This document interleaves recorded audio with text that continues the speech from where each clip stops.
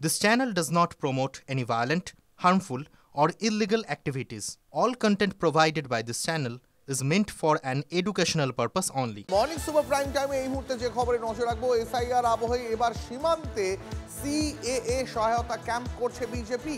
আতঙ্ক নিয়ে শিবিরে হাজির বহু মানুষ। ভারতের নাগরিক হতে আবেদন বাংলাদেশ থেকে আসা লোকজনদের। নাগরিক হওয়ার লাইনে বিজেপির মণ্ডল সম্পাদকও।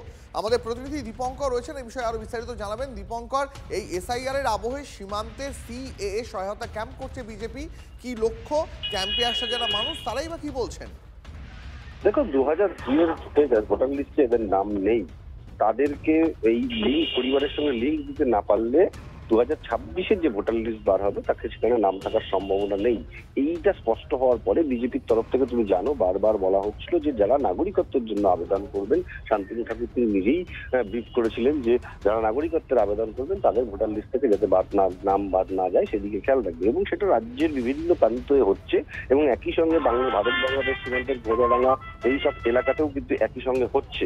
তো সেই জায়গা থেকে এই গোজাডাঙ্গা সীমান্তে হয়েছে এবং সেখানে রয়েছে প্রচুর বাংলাদেশি মানুষজন, যে সমস্ত বাংলাদেশি মানুষজন পরবর্তীতে এসেছেন যাদের 2002-এর নাম নেই, সেই সব মানুষজন তারা মনে করছেন যে নাগরিকত্বের জন্য যদি আবেদন করা যায় তাহলে নাগরিকত্বের জন্য আবেদন করলে তাহলে হয়তো ভোটার লিস্ট বাদ যাবে না।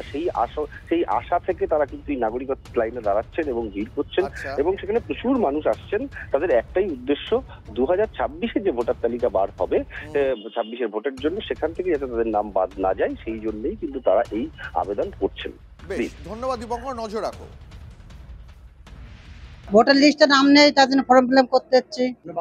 হ্যাঁ, বাংলাদেশ থেকে এসছি। লিস্টে তো আমাদের নাম আসুক, ভোটারটা থাকুক, আমাদের নাগরিকটা থাকি যেন, আমরা এটাই চাচ্ছি। আমরা ভয় তো করছে, ওই নেই নাম নেই বলে ওই জন্য ভয়টা পাচ্ছে এখন, যে ওইটা যেন আমরা ভয়টা যেন না পাই, নামটা যেন আমাদের থাকে।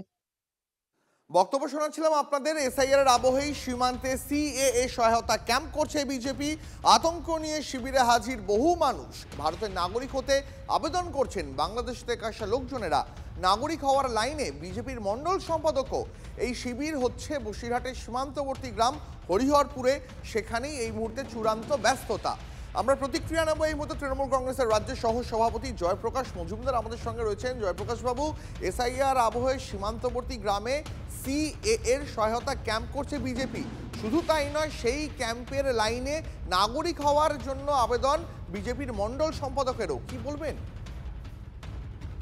না, সিএএ ক্যাম্প হচ্ছে, কিন্তু সিএএ মাধ্যমে নাগরিকত্ব দেওয়ার অথরিটিটাকে এ পর্যন্ত আমরা কোনো নোটিফিকেশন তো দেখিনি সরকারের পক্ষ থেকে যে বিজেপি নাগরিকত্ব দেবে।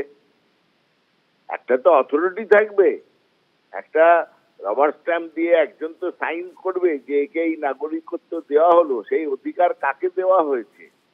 কেন্দ্রীয় সরকার আইন করেছেন, তারপর তার রুল ফ্রেমিং করেছেন কি, বা কাউকে সেই দায়িত্ব দেওয়া হয়েছে পশ্চিমবঙ্গে? এসব ভাঁওতাবাজি করছে বিজেপি, সম্পূর্ণ ভাঁওতাবাজি।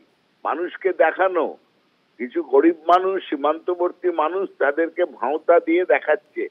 আর এসআইআর এর যে নোটিফিকেশন, সেখানে দেওয়া আছে যে সিএ এর মাধ্যমে যারা নাগরিকত্ব পাবেন ইত্যাদি সেই ডকুমেন্টের কথা।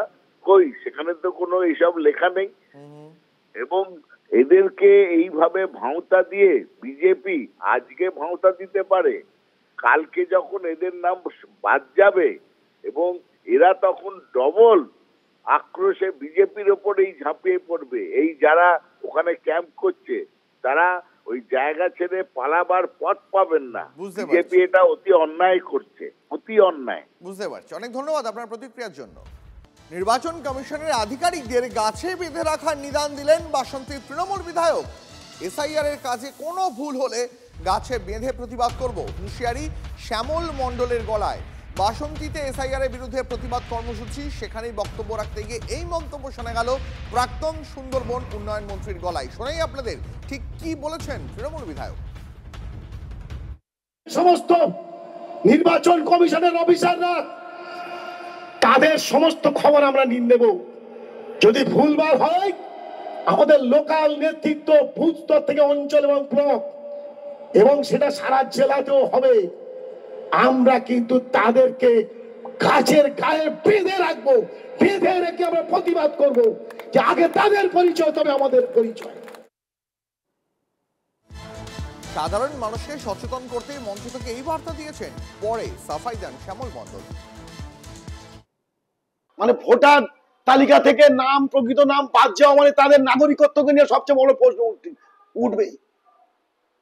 সেই জন্যেই এই হুঁশিয়ারি আমি দিয়েছি, যাতে নাগরিকরা বা সাধারণ মানুষ বা আমাদের যারা তৃণমূল কংগ্রেস কর্মীরা তারা যাতে সাবধান হয়, সজাগ হয়। আপনাদের এসআইআর আবহে শাসক দলের নেতাদের হুমকি হুঁশিয়ারি থামছে না। এবার নির্বাচন কমিশনের আধিকারিকদের গাছে বেঁধে রাখার নিদান বাসন্তীর তৃণমূল বিধায়কের গলায়। এসআইআর এর কাজে কোনো ভুল হলে গাছে বেঁধে প্রতিবাদ করব, হুঁশিয়ারি শ্যামল মণ্ডলের।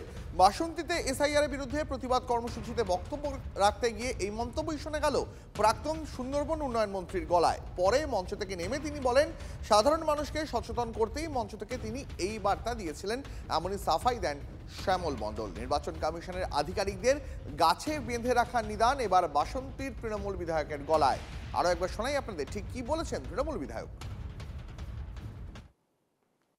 সমস্ত নির্বাচন কমিশনের অফিসাররা তাদের সমস্ত খবর আমরা নিয়ে নেব।